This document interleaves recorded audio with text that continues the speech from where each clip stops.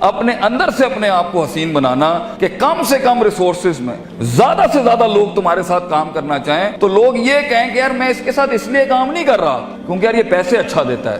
لوگوں کو قائل کرنا میں اس کے ساتھ اس لیے کام کر رہا ہوں یار اس کے ساتھ گروتھ بہت ہے, اس کے ساتھ سیکھنے کو بہت ملتا ہے, چیلنج بڑا ہے اس کے ساتھ, بہت مزہ آتا ہے اس کے ساتھ چلنے کے اندر. اپنی شخصیت کو ان لمحات میں لے کے جاؤ, ان گرائنڈز میں لے کے جاؤ, ان محل میں لے کے جاؤ جہاں پہ تمہارا نفس چیخے مار دے. ان کمفرٹ زون اور کنوینئنس کو چھوڑو گے, دیکھنا تمہارے اندر ایسی ایک امامت آنا شروع ہو جائے گی کہ تم بات کرو گے اور لوگ بیٹھ جائیں گے وہاں پر. باقی سفر یہ لمبا ہے, اس کی لیکچر شاپس بھی بہت لمبی ہیں, اس کی ورک شاپس بھی بہت لمبی ہیں. اگر زندگی کے اندر وہاں تک پہنچنا ہے جہاں واقعی تم ایک امپیکٹ کریٹ کر سکتے ہو لوگوں کے دلوں میں, تم ایک طوفان کھڑا کر سکتے ہو لوگوں کے دلوں میں, تم لوگوں کے دلوں کے اندر وہ انقلاب پیدا کر سکتے ہو کہ وہ کم پیسوں میں تمہارے ساتھ کام کریں, کم پیسوں میں تمہارے لیے والنٹیئر کریں.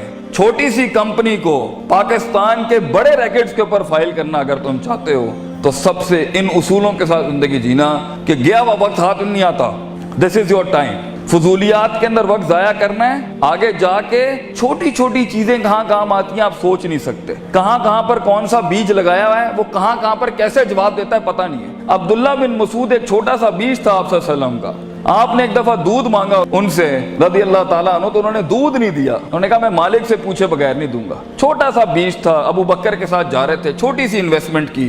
آگے جا کے عبداللہ بن مسعود کتنا بڑا عالم دین, کتنا بڑا فقہ کا امام اور پھر گورنر بنے. تو اپنی زندگی میں یہ چھوٹی چھوٹی انویسٹمنٹس کرتا رہے اور فوکس رکھے اپنی منزل کے اوپر, اپنے دشمنوں کو اینالائز کرے. وہ زندگی جس میں بالکل ہی کوئی دشمن نہیں ہے یہ بھی کوئی زندگی ہے, اس کا مطلب ہے تیرے کلیجے نے چیلنج نہیں کیا کسی کو. اور اگر وہ زندگی جس میں ہر بوئے تو ہوتے ہی دشمن ہے بھی میرے خیال میں ڈنگر زندگی ہے, یہ اندر بھی کوئی فائدہ نہیں ہے. ہر جگہ ہی تو عجیب تیری شخصیت ہے کہ لوگ تو سے چڑ کھا جاتے ہیں. زندگی وہ ہے جہاں دشمنیاں بھی ہوتی ہیں, دوست بھی ہوتی ہیں اور اینڈ میں دشمن بھی. ورائتا نا سید خلونا فی دین اللہ افواجا, تیری فوج کا حصہ بنتا ہے دشمن بھی. زندگی وہ ہوتی ہے کہ جہاں تیری جیت کے اوپر بھی تیرا دشمن کہے یار کیا اس پٹھے کا بندہ تھا جیتنا یہاں پر. اور زندگی وہ ہوتی ہے جس میں دشمن تجھے ہرانے کے بعد بھی کہے بندے کو تو میں نے گرا دیا ہے لیکن جیت وہی ڈیزرو کرتا تھا, پٹھا وہی مضبوط تھا.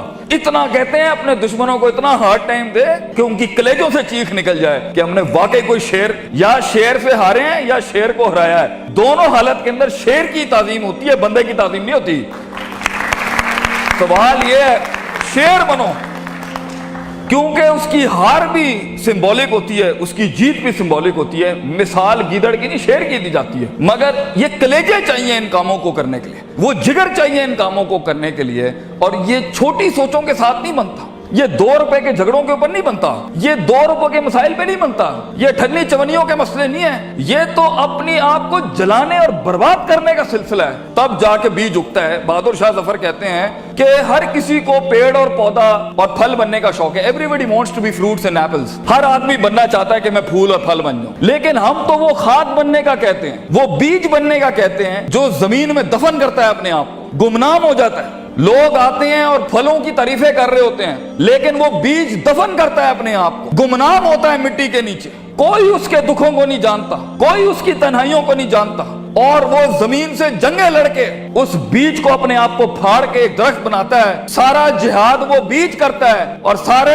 فائدے قوم کے پھل پودے اٹھاتے ہیں, تعریفیں سیب اور پھل اور پھول لے جاتے ہیں. بیج کو لوگ بھول جاتے ہیں لیکن اصل بنیاد بیج ہوتی ہے. بیج بننا اس امت کا بیٹا, اس قوم کے اپنی ویژن کا, اپنی کمپنی کا, اپنے خاندانوں کا بیج بننا کہ تمہاری بنیادوں کے اوپر نسلیں جمع ہوں, نسلیں کھڑی ہوں, پھل پھول لگیں تمہیں. اور انہی درختوں کو پھل لگتا ہے جن میں عاجزی ہوتی ہے, جو جھکے ہوئے ہوتے ہیں, جو ہمبل ہوتے ہیں, جو اپنی نفس سے آزاد ہو کے قوم کے جمیع تر بینیفٹ کے اوپر اپنے تکبر کی قربانی دیتا ہے, اپنی میں کی قربانی دیتا ہے, اپنی مزاج کی قربانی دیتا ہے, اپنے وقت کی قربانی دیتا ہے, بغیر مفادات کے کھڑا ہوتا ہے, بیماریوں میں لڑتا ہے اپنے خوابوں کے لیے. ایسے لوگ جا کے پھر جا کے کہیں % کا چینج آتا ہے. اور یہ کرتے رہنا ہوتا ہے, کرتے رہنا ہوتا ہے, اس حد تک کہ آپ کو پتہ بھی نہیں ہوتا کہ آپ کا نام کن کن محفلوں میں اور کن ستاروں اور افلاک کے اوپر چلا جاتا ہے. تو یہ شہرت کے لیے, لوگوں کو جھکانے گرانے کے لیے, کسی کو ذلیل کرنے کے لیے, کسی کو تھلے لگانے کے لیے انسان خواب نہیں دیکھتا.